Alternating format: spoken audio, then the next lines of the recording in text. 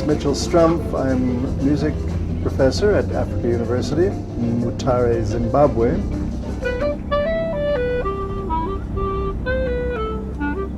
I always call myself a runaway New Yorker, having escaped from the United States many years ago in the 1960s,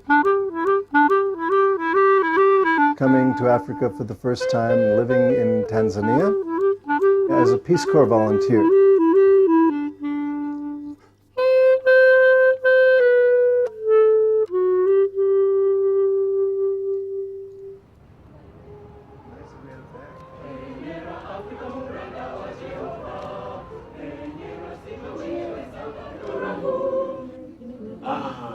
Right, we can start. Yeah, we can start.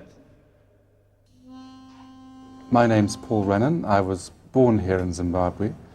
I grew up here until the age of 16 under quite a British colonial type education, after which I went to live in Israel, as my father is Israeli. My mother is from Scotland.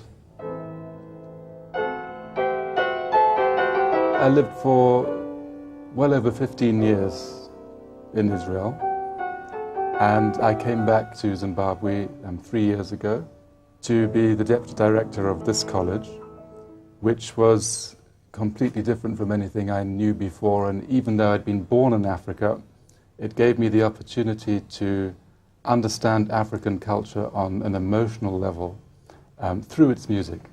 Its music taught me a great deal about the way its people think. Mamera chai chai ne magonzo sazapala. Mamera chai chai ne magonzo sazapala. Mamera chai chai ne magonzo sazapala.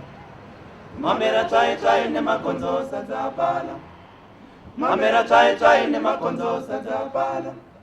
Kunditi mchairi wanduone makomana hiyaone. Kunditi mchairi wanduone makomana hiyaone. The difference in art in Zimbabwe is that as Europeans we tend to take reality and make our own reality out of the one that we live in. Whereas art, not only music in Zimbabwean tradition, is very much involved with your culture and your way of life. Culture in the strict sense of the word, what you do every day. There is music for weddings, there's music for being with yourself. There is music for audience participation. It's like a very vast field, but more importantly, it's taken on a role of having. It's a way of expressing socio-political issues of the day. Africa muranda wa Jehova, penyera Zimbabwe iwe sangano rangu.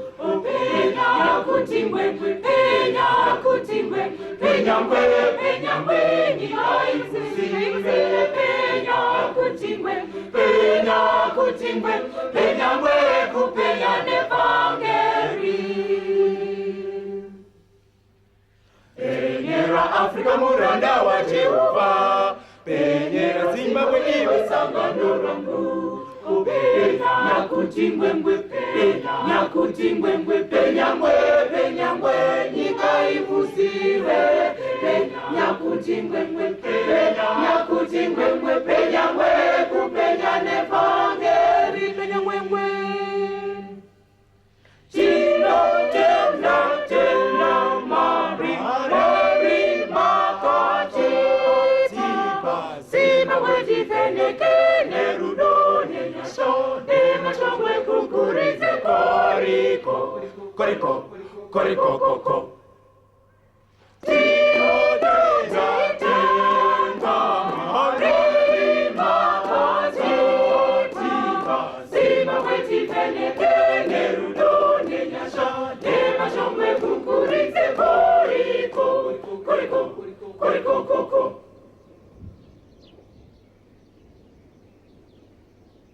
Very, very frequently, African music is used for a function either in the community to motivate people to do things, to have people working together, to have songs where a message could come across to people, to activate people for dance.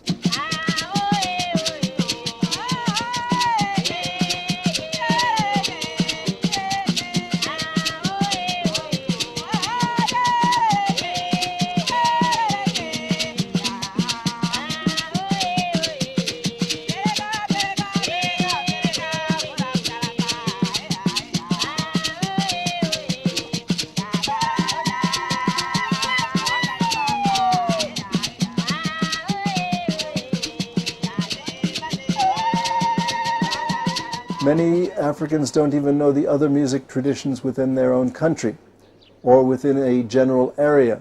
We have ethnic groups, many ethnic groups within one country, and people living in one major area of the country might not know the traditions of another area of the country, much less to know the traditions, if you are in East Africa, to know the traditions of such a broad distance away in West Africa. And so that's very exciting for me to show videos or to bring in musicians to perform or to have students share knowledge about the music traditions of their culture.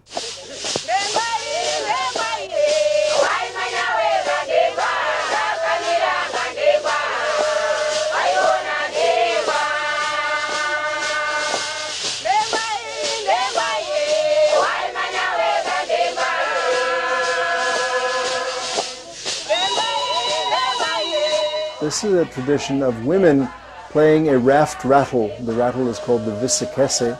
It is handmade from reeds with seeds put inside. It has been said that this tradition only started sometime in the mid-1900s, in between the First and Second World War. This is an area where the British, during the First World War, and the Germans had some battles on Lake Malawi, as a matter of fact, and the people were exposed to seeing marching bands. And it's said that the use of this Visakese, this type of rattle, is an imitation of snare drum playing of a Western Army band.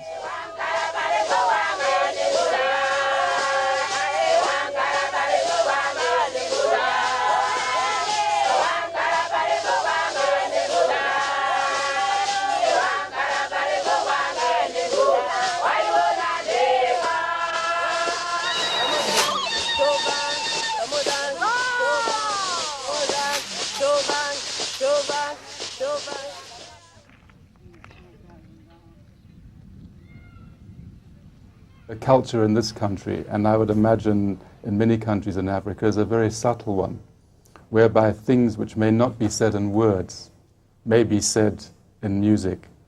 And so even governments have long recognized the importance of the arts as either an asset or even a danger, if you will, because political and social sentiments are expressed artistically.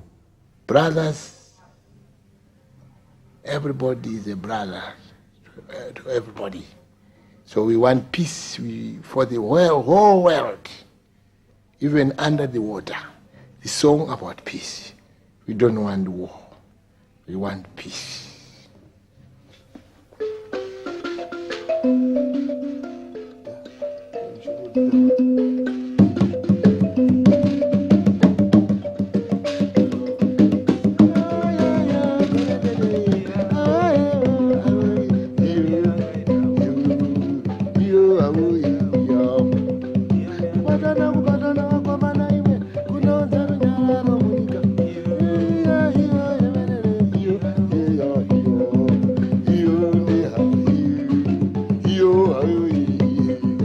My name is Mjuru. I come from the Mjuru village in Manicaland, eastern side. My family, they traced back to the time of Monomtapa, very ancient time of the Shona people. My family have kept these traditions of playing bira and drums from long time ago. And I'm also doing what my forefathers, my ancestors, have been great musicians. But they came all the way, they can be traced back to the Ethiopia.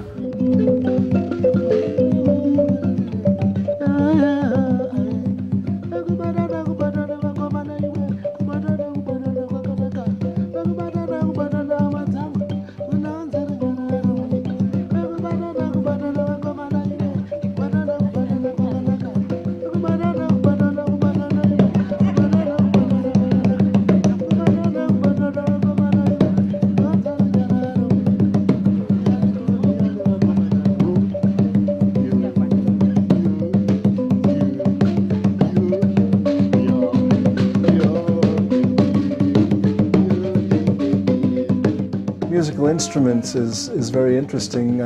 Again, when I teach about musical instruments of Africa, I relate to the equator, and we relate geography to the equator, because directly above and below the equator are rainforest areas, and directly north of the rainforest and south of the rainforest are desert areas. And these very much relate to music instruments of the continent. So this rainforest area has the big drums. As we become further north of the rainforest, north of the equator, and south of the equator, where we have much less of the forest areas, the drums get smaller. As you get more into the desert, we have clay pot drums, for example. Oh, sure. It's a pumpkin. Then we put maize inside.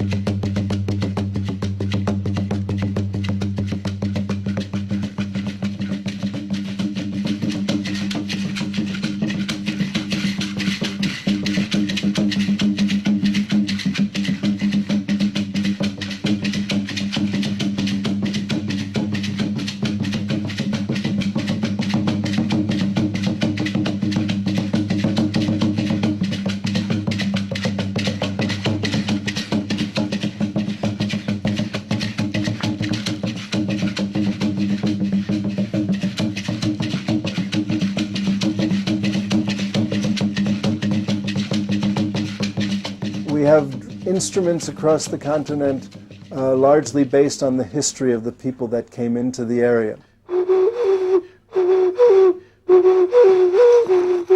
This is the old fruit. This origin of all these fruits, all the aerophone instruments you see today, they started like this, from the Stone Age. It's called Damba. The Damba fruit. We take the insides, we eat the insides, the seeds. Then we take these, then we make an instrument. It's very hard fruit. People, when they were heading cattle, they could play this, and even for just entertainment.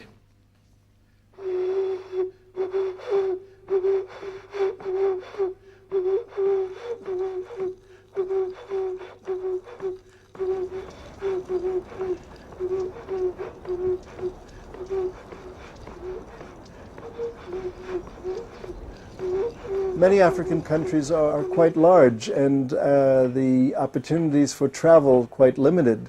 One project I had in the country of Malawi was to bring the traditions of the far south, a very wonderful 22-keyed xylophone, gourd-resonated xylophone tradition, to bring some performers up to the town of Zomba for a concert. And this was very exciting, to have people who had never seen the instrument from the southern part of their country to come and actually see and hear performers come up.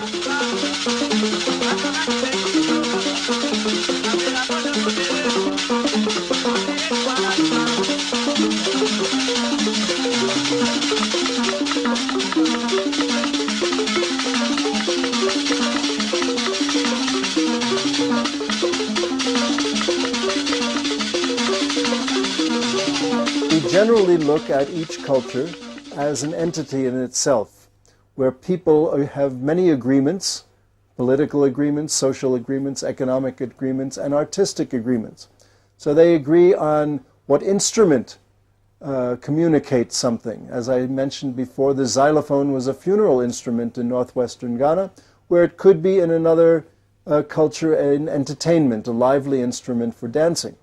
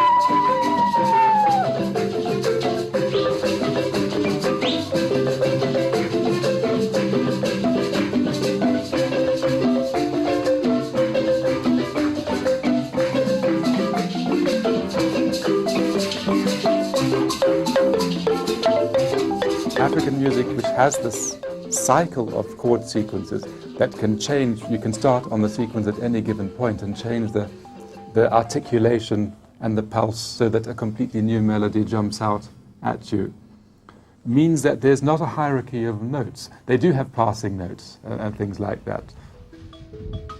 But basically there isn't that hierarchy of tones.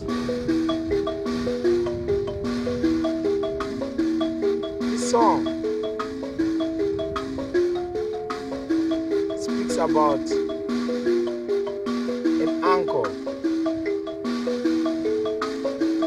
who's warned by his parents and friends that if you sit back and relax, doing nothing, just absorbing sun from morning until sunset, you will never achieve anything. What you have to do is, you have to wake up and stand and work hard so that you can get a living, for you to avoid the poverty. Here it goes.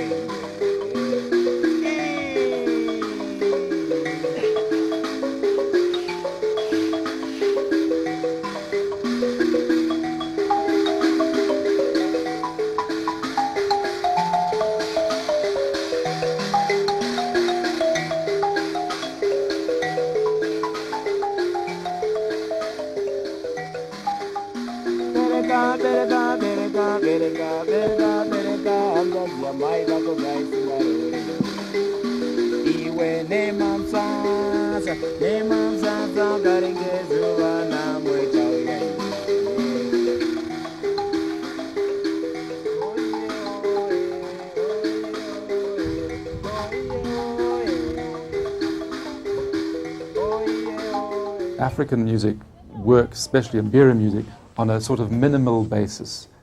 If we were to look at it in European terms, it would work like minimalism.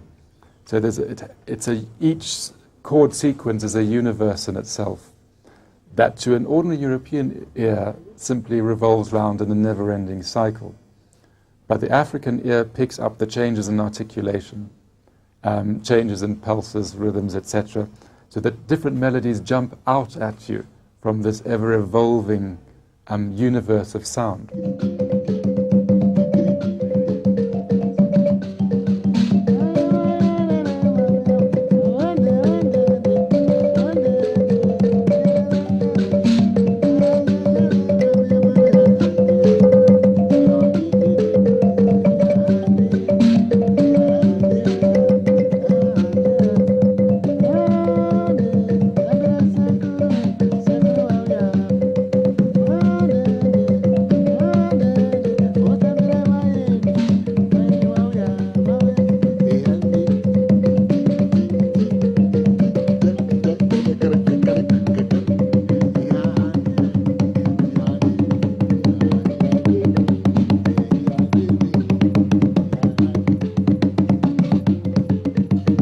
Cannot have a set form or structure and time. To do so is to lose the point of the music itself. So many Europeans, for instance, tried to train, they thought, African musicians to have a sense of structure. In doing so, it meant they destroyed the whole idea of the music. And so we create time. We create a time reality, and therefore things start at a particular point and end at a particular point. Mbira music ignores time. It takes you out of the realm of time, and therefore if you want to do that, you don't want structure.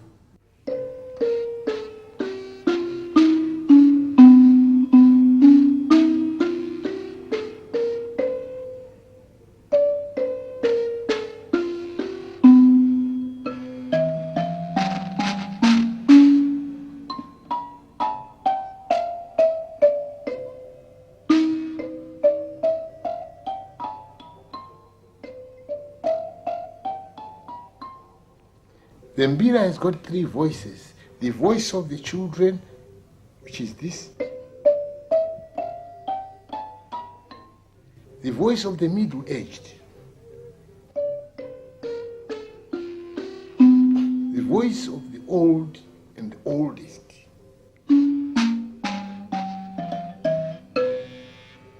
They all make one mbira sound. And this is how that mbira looks like. These metals, they are tied into this wood. This wood is to give resonance. And this is a gourd resonator, a pumpkin plant.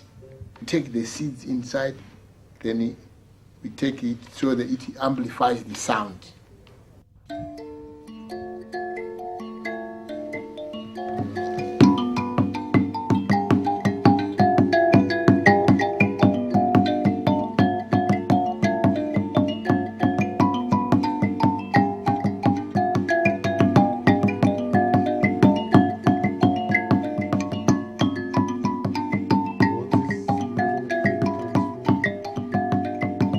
From the iron.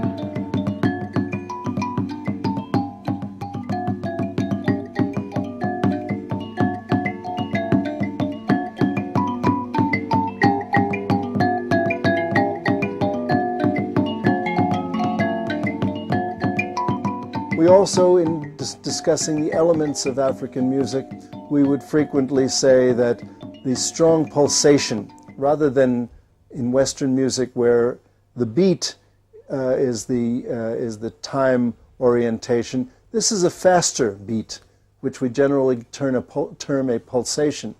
And it's an internalizing of this faster pulsation that generally in African music controls the time element.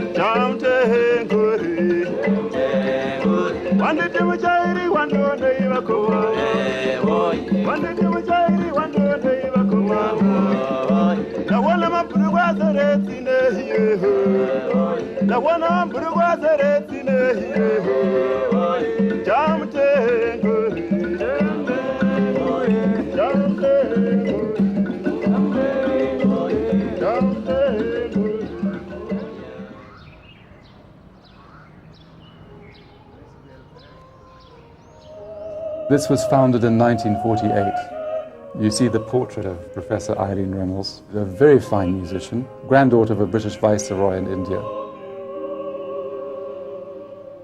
She was a visionary for her times, and she wanted to build a Western outpost in a colony of an institution that would have a very, very high standard in Western music, and in those early days it did.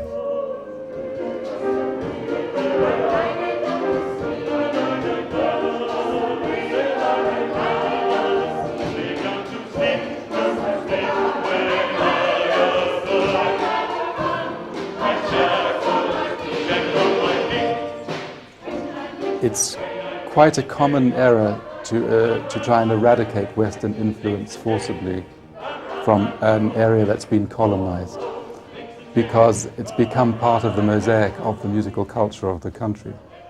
And it's also a very useful tool by which people can regain their sense of self-definition by learning what they are through seeing what they're not.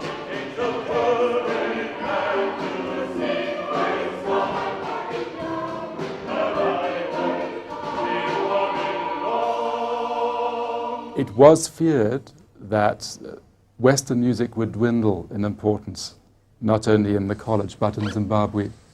But that's proven not to be so. The main clientele now, I think over 50%, would be your black middle class who wish to study a Western instrument and study Western music theory for all sorts of different reasons. And the main point of fusion we discovered was jazz, because jazz, without having to contrive a fusion, brings people together, whether it's in a concert situation, and also because of the fact that we really have a genuine jazz movement in the country. We have jazz of a really recognizable standard, because of the different influences that have gone to make it.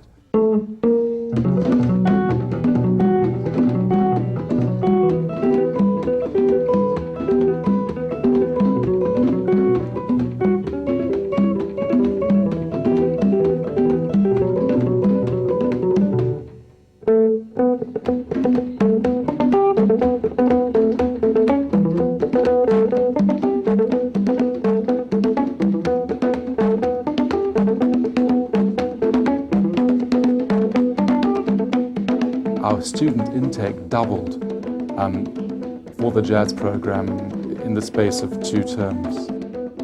But it's widely accepted amongst the musicians here that in order for jazz to take off, a good solid Western background is also necessary, because jazz by nature is a fusion.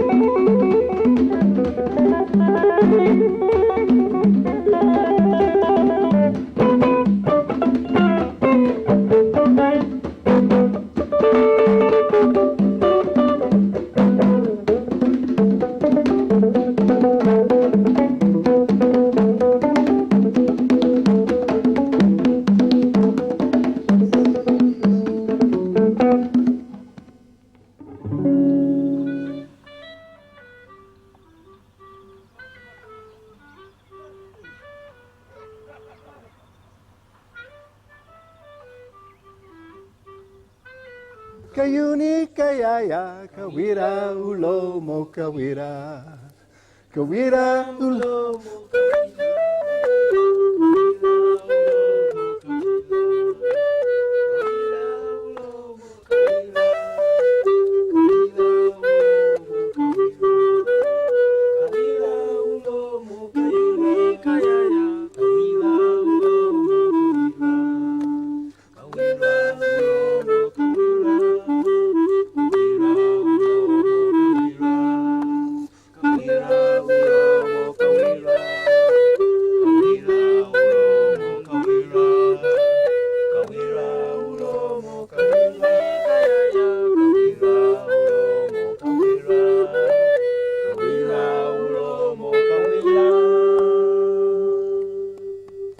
Now an explanation of that song, Kayuni Kayaya.